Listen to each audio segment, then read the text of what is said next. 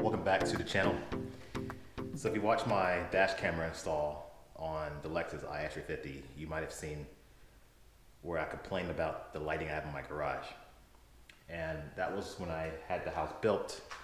You know, when you're looking at like the floor plan and it says, okay, you get a light here, you get a light there. I'm thinking, well, 2 lights in this garage would be perfect. I mean, I don't think I need any more. Well, I didn't know that, but that floor plan didn't show me that I'm gonna have this huge beam going across the garage. So, with that being said, you can see the shadow coming down and I have no lights in this area. And this is often an area where I seem to be spending a lot of time. But I like to have some lighting, and you know, obviously during with this COVID-19 stuff still going on, I don't know if I'd be able to get an electrician out to just install me some lights. And I don't know how much it's going to be for pricing and, you know, the running wiring through here. You can see my opener, it's fairly basic. It's, you know, whatever the builder puts in, you know, nothing fancy about it. There's no way I can actually turn on the light. There's no way I can activate it. And the light is kind of dim. And, you know, I decided, you know, why don't I try to buy a new opener? You know, I have some complaints with this one anyway. Something I can actually turn on the light, something that has better lighting. Maybe give me something a little better than I have right now. And as you can see, look at my, I just have this single button. There's no way, you know, some openers I've seen where you had a button to actually turn on the light. This one does not. This is just a one up, one down, you know, it's the same thing. They're just the basic. And with things going out with the power shut off, especially in the summertime, coming up here, you know, from PG&E, I thought it'd be pretty good to have a battery backup system. Not really for myself, but like I said, if Lexi comes to go to work, or she's coming home at night, to be able to pull into the garage and not have to get out the car and try to come to the door and, you know, do all that stuff. So I got something battery backup, and it's got better lighting. This is a Chamberlain B1381, whatever model this is. So they advertise corner to corner lighting. They're saying that you're gonna get 3,100 lumens of light. And this would be a huge plus for me. You know, if this opener was about $330. You know, the cost of me trying to get some one wire lighting and everything else, or try to install lighting. I mean, I could do lighting myself. I could probably do like a little pull chain lighting, but I want to have something a little more integrated, you know, something cleaner than just have like extra, you know, light hanging out. And I may still do that in the future, but I'll say this works out. You know, and you know, the big plus too, you get the app, so you can shut the garage remotely from the app. This is 1.25 horsepower max, so this is probably more than enough for me for this garage door. So I'm going to install it. I've never installed a garage opener before. Honestly, I might have to call a professional because I don't really know what I'm doing. I mean, I'll be honest with you, I'm just reading instructions and go through it. And hopefully there's enough instructions in here to help me get this thing installed. So the next clip you're gonna see, I'm just gonna show you the garage opener going up, going down, and just so you can get the comparison and see the lighting. I'm gonna shut the lights off.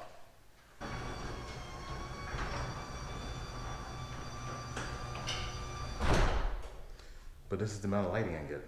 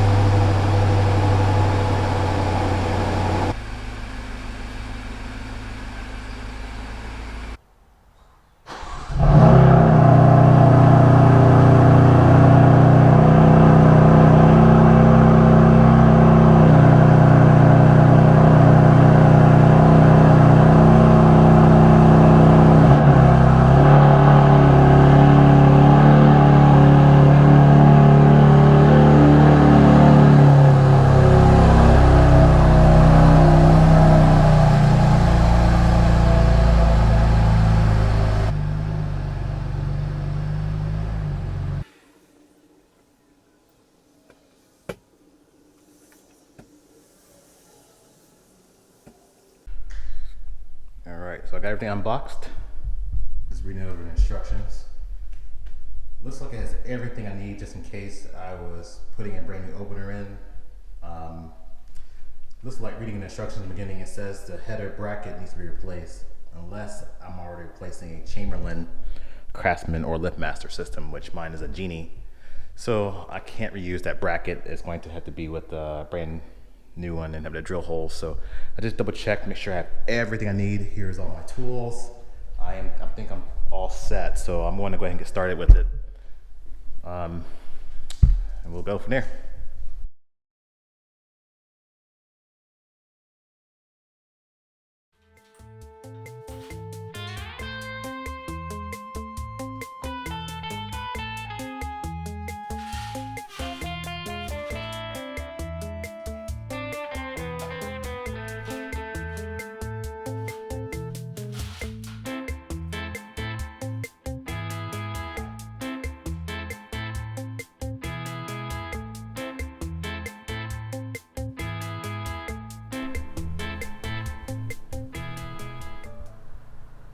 Reading the instructions, I'm going to line everything up.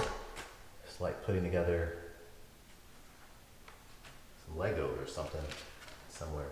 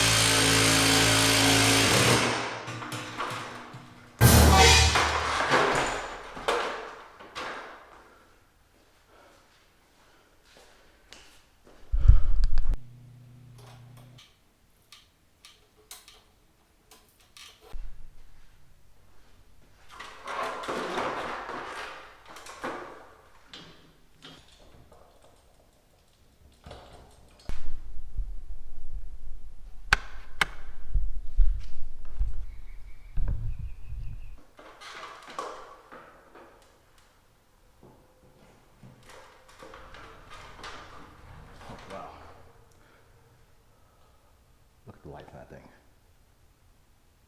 I can tell you now, I like it much better than it was before, and it really does hit corner. I mean, there's no dark spots.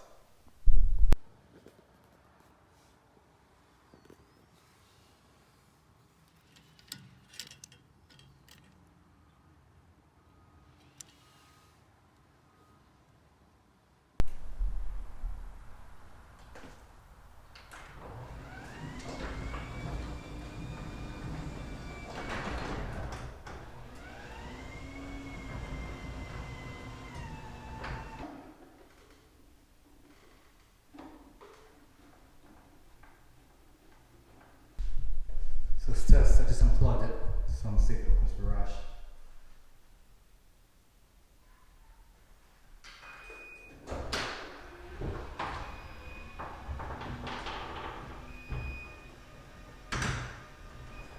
See, the plug is here.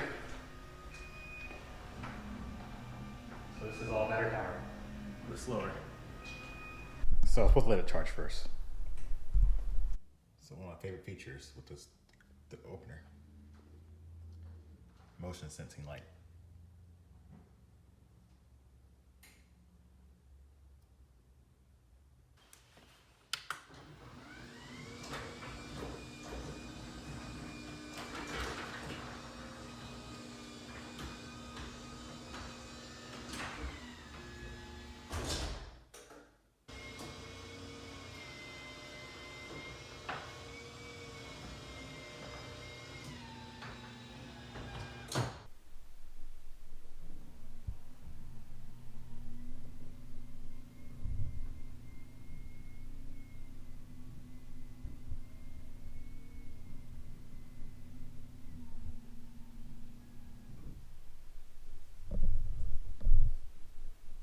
When I programmed the M3, it was very simple. I didn't have to go up to the ladder, hit the alarm button. So I don't know if these newer openers work better. I don't know. I mean, I'll see if it forgets it. If it does, I usually like to go up there, hit the alarm button. So let's try it with this car. From a first erase, you'll see I got solid. Okay, rapid flashing means I successfully erased it. Now, I'm gonna do is I'm gonna press 1, press my remote, hold it. And once now with rapid flashes, that means I successfully captured the code from the remote. I can release both buttons, and I should be able to open it.